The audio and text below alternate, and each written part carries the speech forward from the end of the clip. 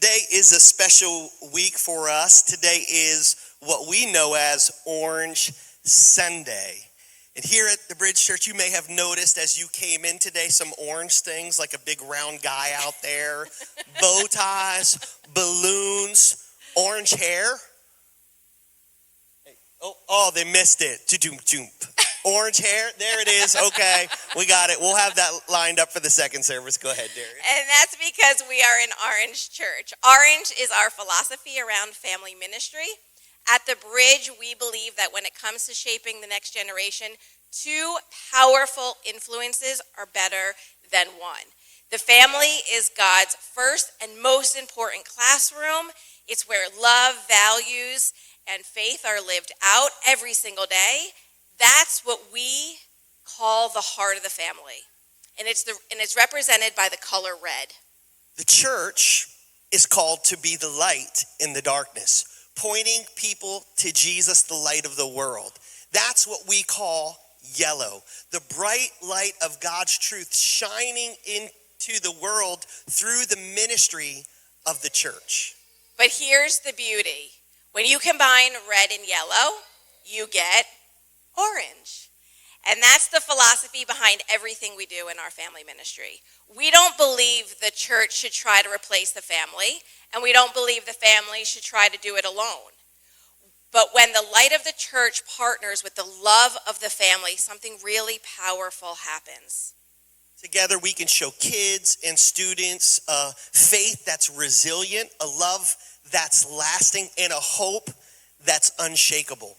We're not just raising kids, we're raising disciples who will carry the gospel into the future.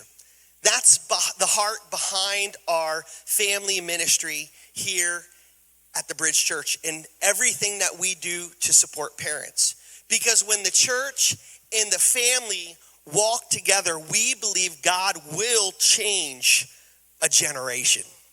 So here's our question for all of you here today. Are you here for it? This phrase is all about being present, committed, and ready to build relationships that count. As parents and as a church, we both have the opportunity and responsibility to invest in our kids, in their lives, nurturing their faith, and guiding them with love. So let's talk about what it really means to be here for it. First of all, it's a call to be present. God gives us this incredibly practical and powerful parenting advice in Deuteronomy chapter 6, beginning with verse 6. This is what he tells us. He says, "You must commit yourselves wholeheartedly to these commandments that I'm giving you today. Repeat them again and again to your children. Talk about them when you're at home, when you're on the road, and when you're going to bed, and when you're getting up." I love this so much because this was modeled for me by my parents, and I've seen how it's impacted my own children. I love it because it works. This passage highlights the importance of being present in our kids' lives. Never underestimate the power of your focused presence in the lives of kids. And I'm not just talking about parents, I'm talking about every one of us here, whether you're a parent or grandparent, an aunt, an uncle, a family friend, a Bridge Kids volunteer, a youth leader. Your time investment in the life of a child may be the thing that God uses to ignite and grow the faith of a young person. And every moment that you have with a child is a moment, it's an opportunity to impress God's truth on them. That's what Moses is saying here. Impress God's truth on your kids. When you get up in the morning, talk about God. When you're driving in the car, have those conversations. When you're hanging out in the living room, when you're walking them to the park, every moment you have with your kids is an opportunity to impress on them the love that God has for them and the truth of his word. This calling is to be actively involved in our lives, kids, teaching them about God in the big moments, but also in the small ones too. Being present means making time for conversations, listening to their concerns, and sharing our own faith journeys with them. It's in these moments that we build a foundation of love and trust. If I could just pause there for a second. One of the most important times I had with each of my kids over the years were the commute that we had to school. Just time in the car with them. And sometimes the conversations were about shallow things. Sometimes the conversations were about deeper things. But it gave me a moment just to connect with them on a spiritual and emotional level. It's so important that we don't take these opportunities with kids for granted. And if I could offer you this sometimes difficult but always important advice that James gives, not specifically to parents, but it certainly applies to that. He writes this. He says, understand this, my dear brothers and sisters. You must all be quick to listen, slow to speak, and slow to get angry. Maybe you've heard it said before, God gave you 2 ears and 1 mouth. Use them proportionately. In other words, we need to ask a lot of questions. When it comes to kids, be a good listener. And be careful not to offer unsolicited advice. Most of the time, our kids, they already know what we're thinking. They already know how we feel. What they want to know is, are we a safe place where they can go? And will we listen attentively? And will we love them unconditionally?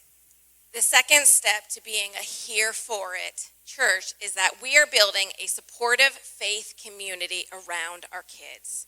That's what being in Orange Church is all about. It takes the light of the world, the church, and the heart of the home, working in partnership together, producing a maximum impact in the lives of our kids.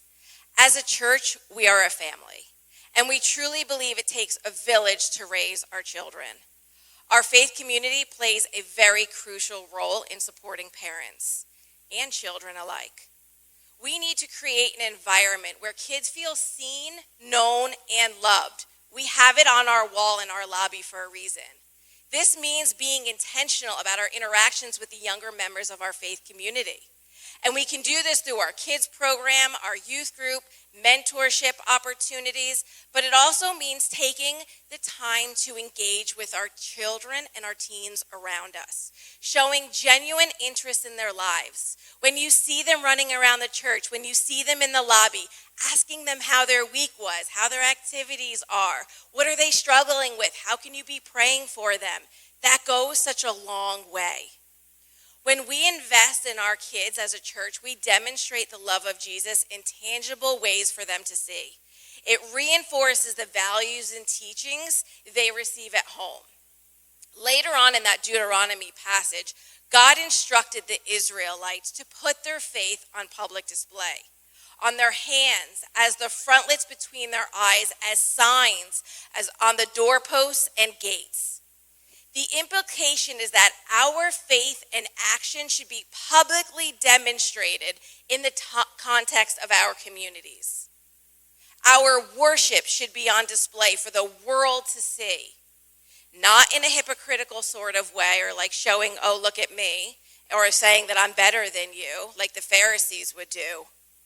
Rather, Moses recognizes the fact that we have a personal responsibility to our community, and it's displayed through our actions. Just this last week on Thursday, we had See You at the Pole at Steinhardt High School, and I was amazed at the amount of people that showed up. Students from the school, faculty and administration, Bridge family members. And wouldn't you know, one of our high school students, Lizette, was the one who organized the whole thing. She was able to see what happens when her community, her school, and her church family comes together to pray and glorify his name. Each believer's life of faith and obedience impacts other people around them. Moms and dads aren't the only spiritual influences for their kids, but also for their friends' kids. And each member of your church community is an influence upon the kids in your church's care. Kids are watching your life. Even if you aren't serving in kids ministry or youth ministry, they're watching to see if our faith actually works. Paul modeled this in his life. He referred to Timothy as my true son in the faith in 1 Timothy 1:2. Paul recognized the relationship that was possible with the younger person, and he invested. He saw him as a son, and it made all the difference. He modeled a living faith, a working faith that was powerful, that even bound in chains, awaiting execution, Paul was still full of joy. And Timothy had a front row seat. And God used Paul's example to propel Timothy in his own spiritual journey. I think about some of the amazing people that God put in my life. I did not come from a Christian home, and I did not become a believer until I was a sophomore in high school. But God put Christian friends in my public high school who invited me to youth group. He put their parents in my life who drove me to youth group, who were my Sunday school teachers, and invited me to their home for dinner to talk about Jesus. After I became a believer, they continued to pour into me for years and years to come. They came to my sporting events. They were at my graduation. They still contact me regularly to check in on me and say they're cheering me on in ministry. Those are the relationships. Those are the pouring in that happened, and they didn't have to. My family wasn't believing. We didn't know. But it took one of us to start, and now our whole family is a generation of believers because it started with one, and it started with other people pouring into me, the one. I'm so glad that there were people beyond my own family members who invested in me spiritually. That's the opportunity and responsibility that every one of us has for the next generation, to be here for it. Being here for it also means that we recognize the power of consistent love and guidance. Here's the thing. Kids thrive on consistency. They need to know what they can expect. They need to know that they're loved, that there are people who are going to be there for them no matter what. As parents and as the broader church, we must provide consistent love and guidance. Now, this doesn't mean that we have all the answers or that we're perfect. It means that we're committed to walking alongside them through their joys and struggles. It's just showing up over and over and over again, living out our faith consistently in front of them and doing it authentically. Let's be honest, kids can see through our facades, right? They know when we're faking it. What matters is that we model consistency, not perfection.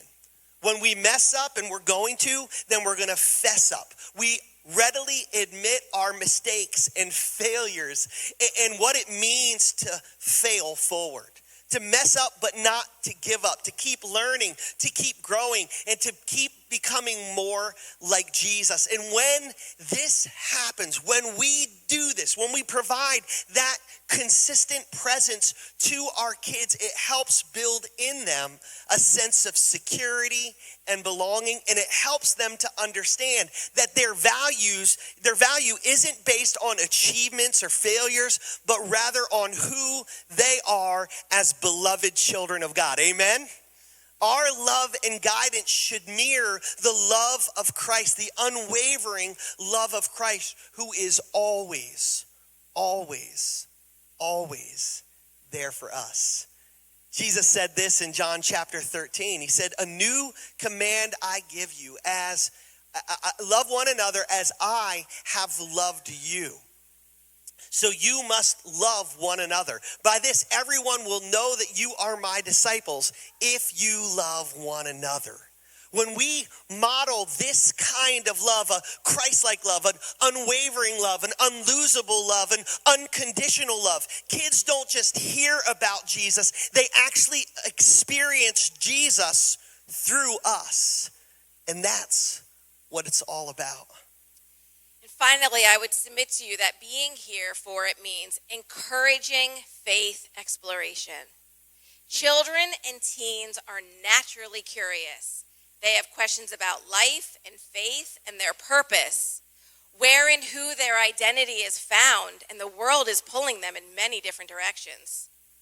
We need to be ready to engage in these conversations, encouraging them to explore their faith and seek answers. This means creating an open environment where questions are welcomed and doubts can be expressed without judgment. And I know this can be hard firsthand. When our son was in middle school, I remember him coming home from being in science class and learning about Big Bang Theory and all these things the school was teaching.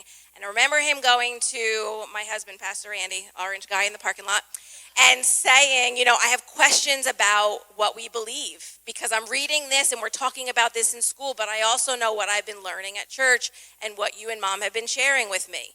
This was the perfect opportunity for him to explore his faith and for us to let him. Andy was much more easy at allowing him to explore and was welcoming those conversations and sending him off to go find his way.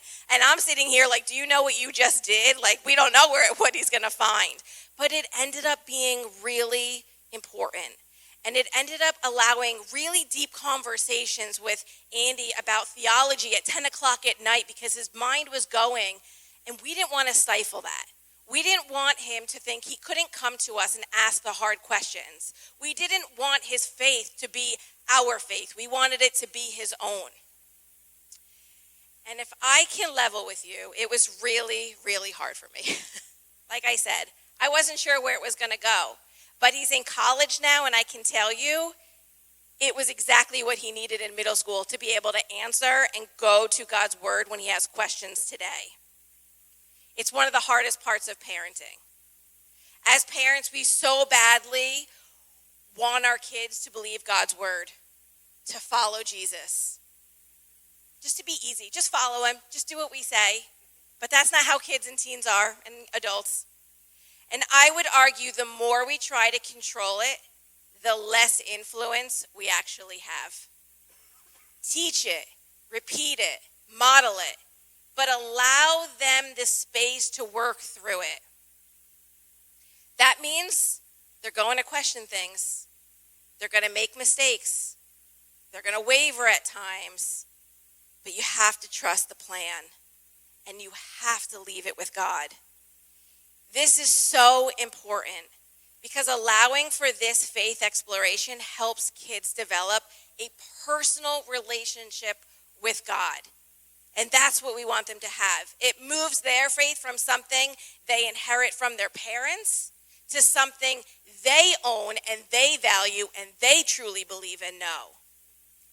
As we guide them through their questions and experiences, we help them build a robust faith that will sustain them through the rest of their lives. Being here for it means being fully committed to the spiritual and emotional growth of our kids. It means being present. It means building a supportive community around them. It means providing consistent love and guidance. And it means encouraging faith exploration. As parents and as the church, this is an incredible privilege and responsibility that we have of shaping the next generation of believers. And so here's our challenge for you. Let's be here for it. Let's dedicate ourselves to this mission, knowing that our efforts will have a lasting impact on the lives of our children and on the future of our faith community. And so I wanted to finish up today with giving you a few practical ways to live out being here for it. First of all, if you're a parent here today, I would challenge you to model a commitment to gathering with God's people. Make our weekend worship gatherings, Thursday night, Sunday morning, make them a priority. If you can't get here on a Sunday, join us on a Thursday night. Show up every week. Get plugged into a connect group. Show your kids what it means to live in community with other people who love God and love people. Another way to be here for it is to serve with our kids or with our youth. For you, it may be in holding a baby. It may be crafting with our preschoolers or sitting with our elementary kids or being a buddy to a kid with special needs or plugging into our security team or leading a small group of teens. Listen, we need you. Our kids need you to be here for it. It's growing. We're having more and more kids show up every week, more and more teens show up every week, and we need people who are committed to investing in them. And so if this is something that maybe God's stirring in you and you'd like to talk more about getting plugged into one of these areas, we've got a QR code there on the screen. Go ahead, pull your phone out right now. You know how it works. Scan that code, or you can also use the Connect card to let us know, and you can get plugged into serving today. Our team will get back with you this week and we'll get you plugged into that area. The last way that we can all help is to resource our family ministry. What we do today will shape our tomorrow, our faith, our obedience, our generosity. It just doesn't impact us. It impacts all of those who are around us.